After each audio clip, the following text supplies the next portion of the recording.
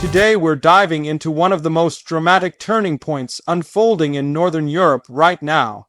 The Baltic Sea, once viewed simply as a strategic waterway, has transformed into the center of a geopolitical storm.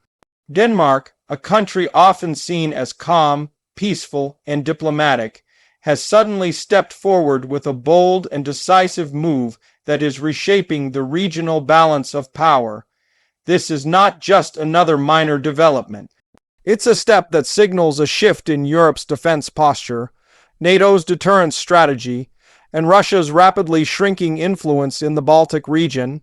In this video, we're exploring why Denmark has taken the lead, what pushed this escalation, and how this final move could reshape the future of the Baltic Sea. The story begins with rising tensions that have been building for years. After Russia's actions in Ukraine, Europe had no choice but to reevaluate its security landscape. The Baltic Sea, which borders several NATO states and provides critical access routes for energy, military transport, and trade, became one of the hottest areas for military surveillance and intelligence gathering. Denmark, located at one of the most strategic positions, the entrance of the Baltic Sea, saw its role expanding drastically. The country holds the key to the Danish Straits, the narrow channels connecting the North Sea to the Baltic. Whoever controls these straits controls maritime movement into the Baltic Sea, and Denmark has now decided to tighten that control like never before. For years, NATO had been reinforcing its presence throughout the Baltic region, but Denmark's latest decision marks a turning point. The escalation is not symbolic. It is backed by new military deployments, high-tech surveillance systems, and a renewed commitment to ensure that the Baltic Sea becomes what NATO calls a secure corridor. This is not just about monitors and patrol boats. Denmark is implementing measures that directly limit Russian naval freedom, which has caused strong reactions from Moscow. The timing of all this is crucial because Russia, after suffering multiple setbacks, can no longer project the same level of influence or intimidation it once did in the region. Denmark recognizes this moment and is seizing the opportunity to strengthen NATO's defensive posture while Russia is stretched thin. What pushed Denmark to act now is a combination of intelligence reports, energy security concerns, and growing mistrust regarding Russian underwater activities. After the Nord Stream pipeline sabotage, European countries became more aware of how vulnerable their undersea infrastructure is. Denmark realized that passive observation is no longer enough. Europe's cables, pipelines, sensors, and communication lines run across the Baltic Sea floor, and protecting them has become a top priority. The Danish government received multiple warnings from military intelligence showing an increase in unidentified underwater drones, suspicious vessel movements, and electronic interference that suggested Russia was probing Europe's defenses. Once these details became clear, Denmark's response shifted rapidly from caution to decisive action. Denmark's escalation is centered around three major components. First is enhanced naval presence. The Danish Navy has deployed additional frigates equipped with advanced radar and anti-submarine warfare capabilities. These vessels aren't just patrolling, they are actively tracking and countering potential threats beneath the surface. Denmark is working directly with Sweden, Finland, Germany, and Norway to share live intelligence and coordinate rapid response actions. This interconnected network is tightening like a rope around the Baltic Sea. The second component is the reinforcement of the Danish Straits. Denmark has upgraded its coastal defense systems, installed new surveillance towers, and integrated underwater acoustic sensors that can detect the smallest submarine movement. These straits used to be open waters, but now they function almost like a controlled gateway. Any suspicious vessel entering the Baltic Sea is now automatically flagged, monitored, and tracked. Denmark's message is clear. The era of unchallenged Russian naval transit is over. The third component involves Denmark's commitment to supporting NATO's joint operational strategy. Denmark is working alongside the United States and the United Kingdom to implement rapid deployment zones. This means that in the event of a crisis, NATO forces can quickly move into critical positions around the Baltic Sea. For Russia, this is a nightmare scenario because it limits their ability to maneuver and weakens their maritime options. Denmark's leadership in these operations shows how seriously the country views the threat and how determined it is to protect the region. The escalation also reflects a shift in Danish public opinion. Historically, Denmark kept a balanced stance, avoiding sharp confrontations. But after repeated Russian cyber attacks, aggressive naval maneuvers, and disinformation campaigns targeting Nordic countries, the Danish population strongly supports stronger defense measures.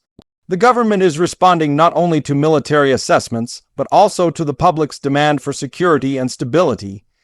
Denmark is stepping into a leadership role because the situation demands it. Russia, unsurprisingly, has reacted with anger.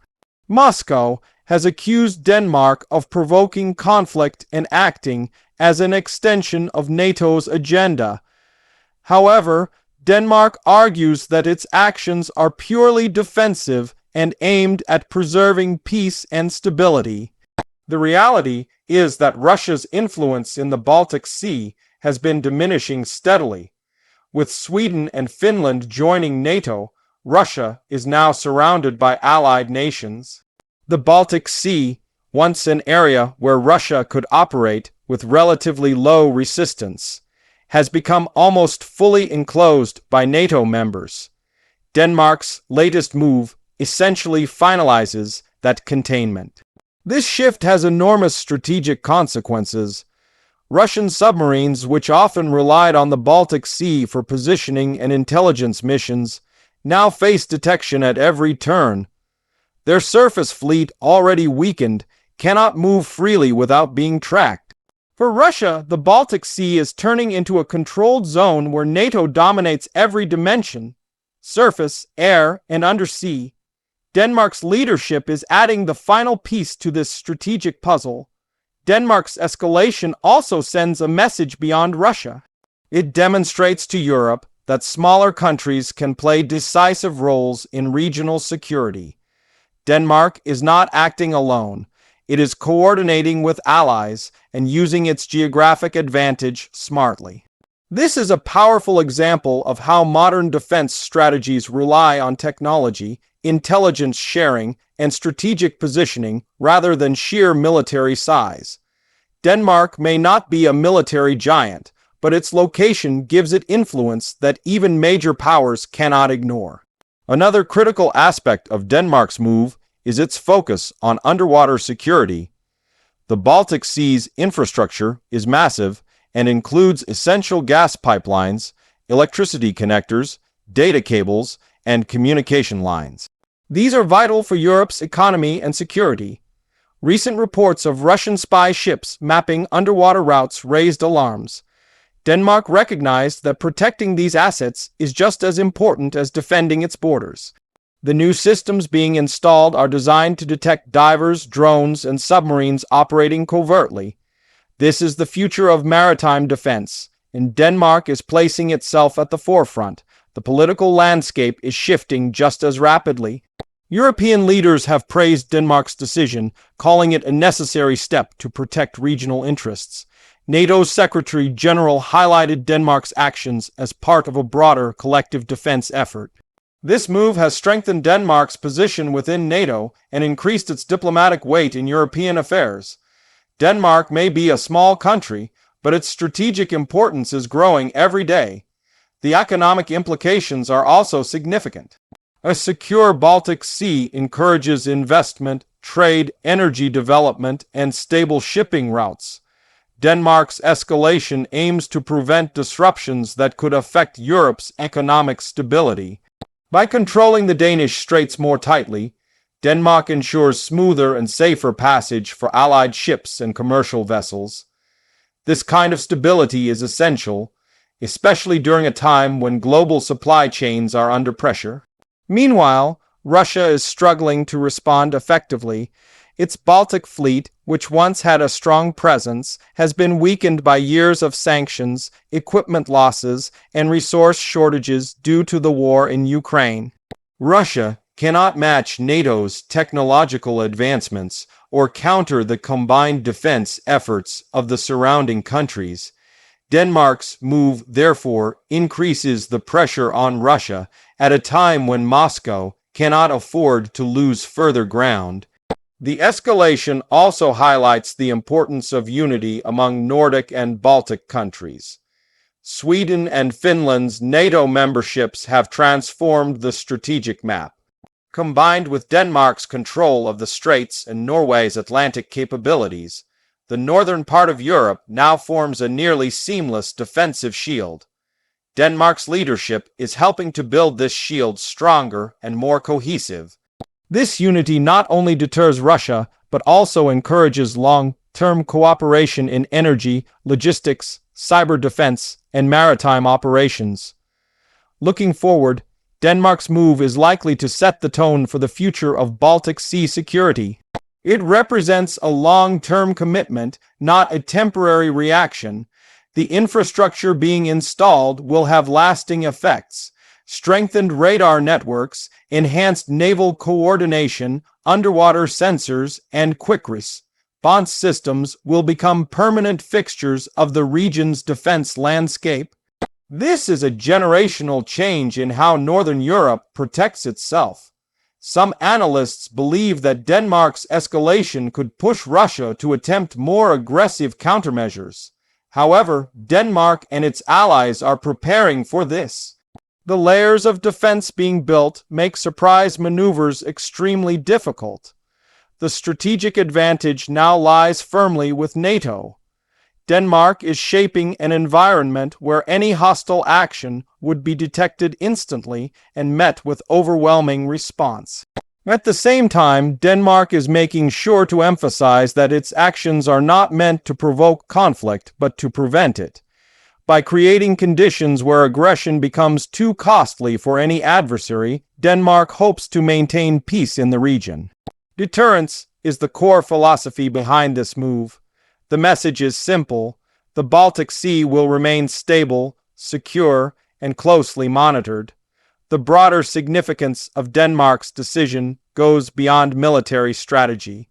It symbolizes Europe's determination to take control of its security future. The continent is no longer waiting passively for external forces to dictate its direction. Denmark's bold step reflects a new era of European self-confidence. It shows that even small nations can take decisive action when the stakes are high. In many ways, Denmark's move marks the final piece in NATO's Baltic transformation. With the region now encircled by allied states and protected by advanced systems, Russia's influence has been pushed to the margins.